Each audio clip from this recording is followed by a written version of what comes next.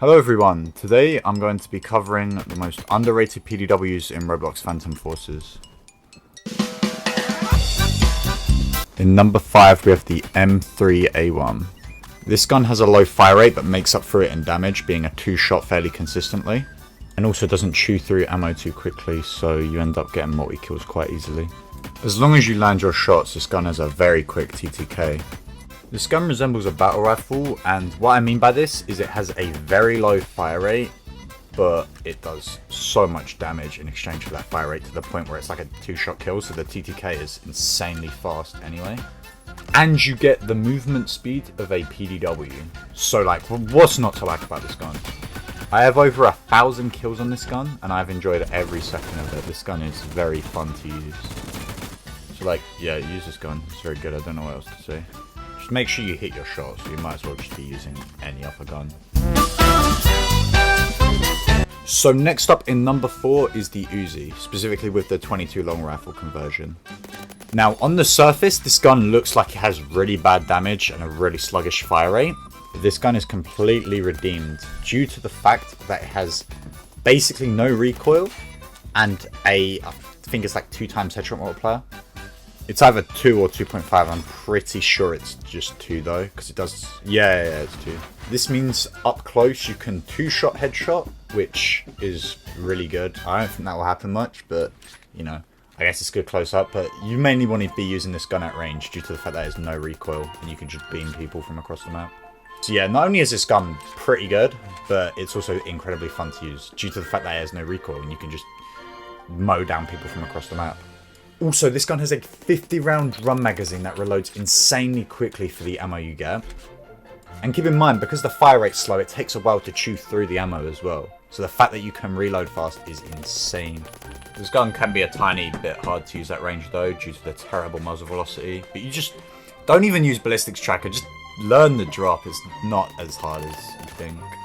I prefer to use this gun with a like higher magnification optic, maybe like 1.5 to 2 times, just because it does better at range. I wouldn't use something like the Delta Mini or Iron Sights due to the fact that they have lower zoom. I'm not talking about the default Iron Sights, I'm talking like backup Iron Sights where they have the 1 times zoom multiplier.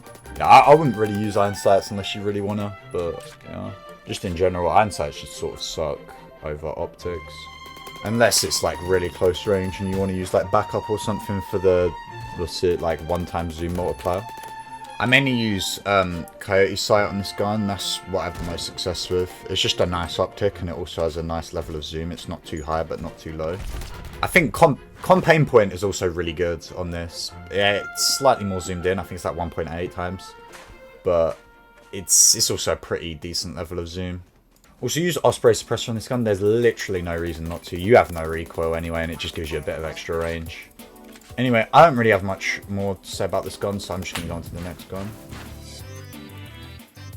Yo, what's good KCON viewers? This is VVh1tefang /#VVh1tefang. Alright, I'm going to talk to you about the G36C. I think this gun is super underrated for a rank 7 gun. I don't see any low ranks or like just under rank 70s using this gun.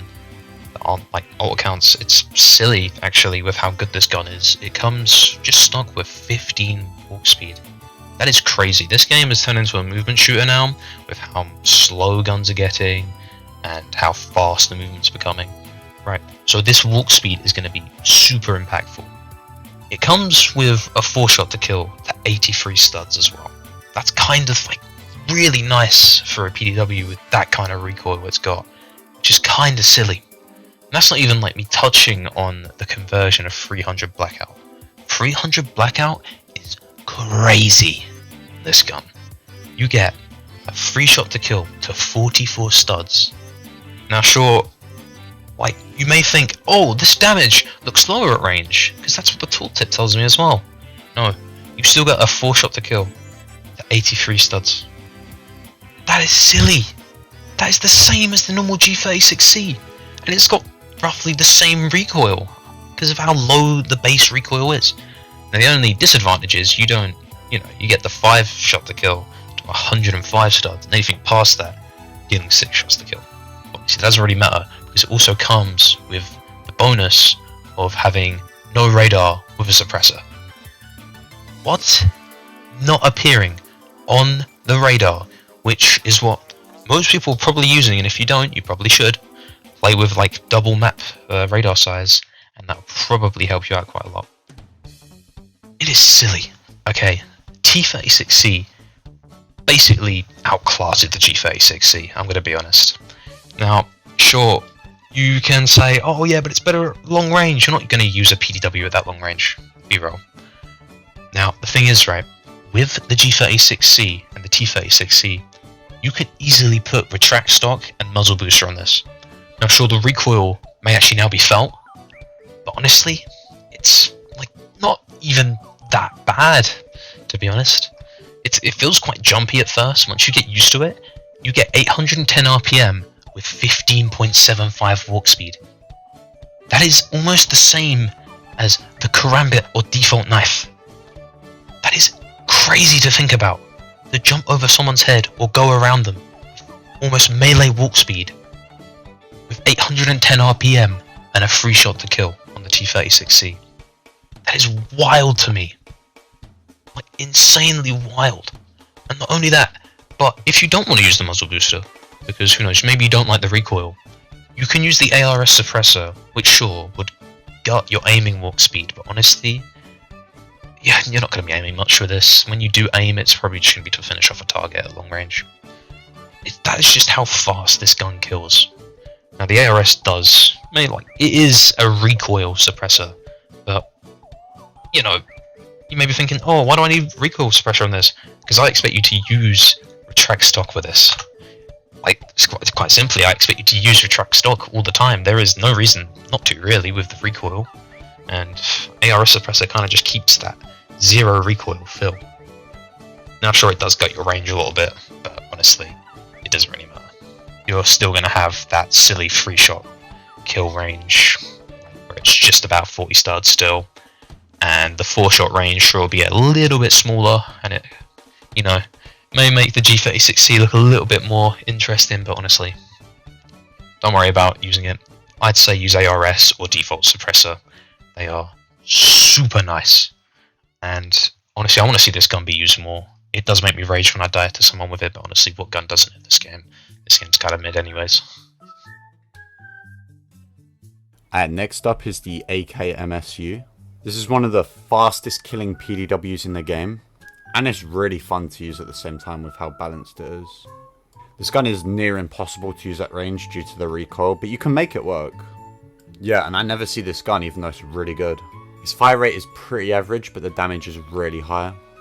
And you get 30 rounds, so you don't run out of ammo as much as you would on the Vector or K7. I also pre-bought this conversion, and I do not regret it. This is one of my favourite guns in the game. In the clips, you can see me using a 1x iron sight. Yes, this is intentional. I do this so the recoil feels lower than it is. Yeah, I really like doing this instead of using optics. You're zoomed in way less, so your recoil feels a lot lower. The other conversion on this gun is pretty good as well. I think it got reworked recently as well, so it does 20 minimum damage. I think it used to do 19 minimum, I'm not too sure though. But yeah, the recoil is very minuscule. On the 9mm conversion, of course, not the 7.62 conversion. Anyway, I don't have much more to say about this gun, it's just really good, you should try it out. Alright, so next up we have the Rama. This gun is pretty silly, but it's also pretty good at the same time. You get a massive 80 round drum mag that reloads pretty quickly. The Rama has a very interesting quirk though, where the recoil never caps out, it continuously, like, not gets worse, but it doesn't stop rising. I guess this is to balance out that 80 round drum mag and the high fire rate though. I wouldn't say it makes the gun hard to use, but what it does do is make it actually really fun and interesting. Because it isn't very intense recoil, it's just your muzzle rising, you can still get range kills. Not that it's ideal for that, but it's possible. Not only is this gun fun and silly, but it's actually quite strong. As long as you're using this gun close up, it is very potent with its 80 round magazine and high fire rate with a 4-shot to kill close up. I would not recommend using this at range, however. The recoil makes it hard to use at range, and also the damage falls off a lot. But if you're strictly sticking to close quarter engagements, this gun is very potent and does a very good job. Yeah, I don't know what else to say about this gun apart from it's hella good and hella fun. I never really see it used, so seeing this more would be cool. Like, I wish people were less meta slaves, because all I see is, like, whatever the current meta is, like Orgay 2 and stuff like that. And it gets a bit boring. I don't mind it, but it gets a bit boring when it's just the same gun all the time. Anyway, I hope you guys enjoyed, and yeah, hopefully I end up finishing off this series. I haven't got much else to go. I think it's like LMGs and shotguns. I think that's all I got left. Oh, and snipers, yeah. So yeah, 3 more videos. And I might even recreate them when they get outdated, I don't know. Anyway, see you in the next one, maybe.